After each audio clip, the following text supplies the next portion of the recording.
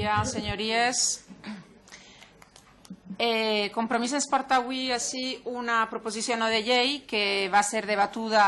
al Congrés dels Diputats al mes de febrer passat i que ja va ser aprovada, on el grup parlamentari del partit al que represente va presentar unes quantes esmenes i trobem des del nostre punt de vista que es va completar la proposició inicial del Partit Socialista.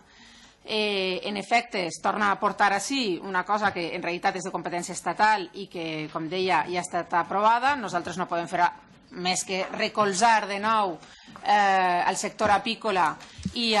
lluitar contra aquest estat de desinformació i de confusió que s'està portant duent a terme amb el Real Decret 1049 del 2003 i a banda la transposició de les normatives europees trobem que no estan complint amb la que era la intenció original i hem d'ajudar al sector apícola que, com ja sabem, Espanya és el primer productor del món de mel i el País Valencià és el primer productor dins de l'estat espanyol en producció i tenim clar que és un sector crucial per al món rural i que necessita el nostre recolzament.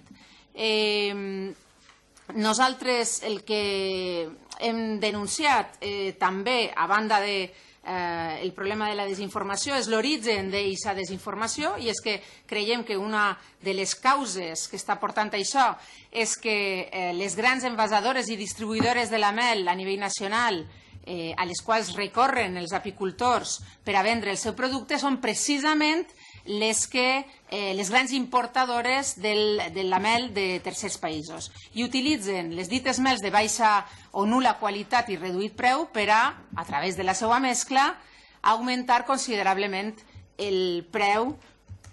marge de benefici de forma legal.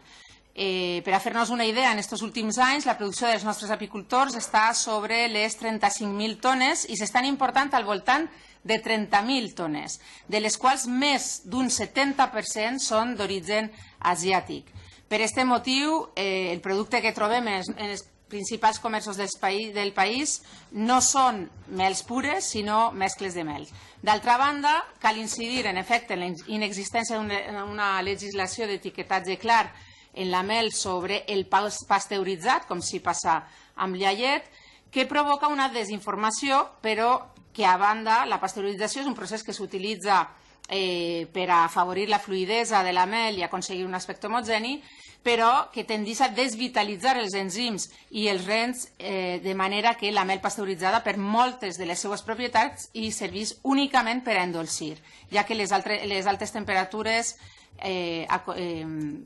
durant el procés de pasteurització redueixen la qualitat de la mel. Amb tot això, el que volem dir és que les conseqüències indirectes de la disminució del nombre d'apicultors professionals no sols implica la reducció d'un sector nacional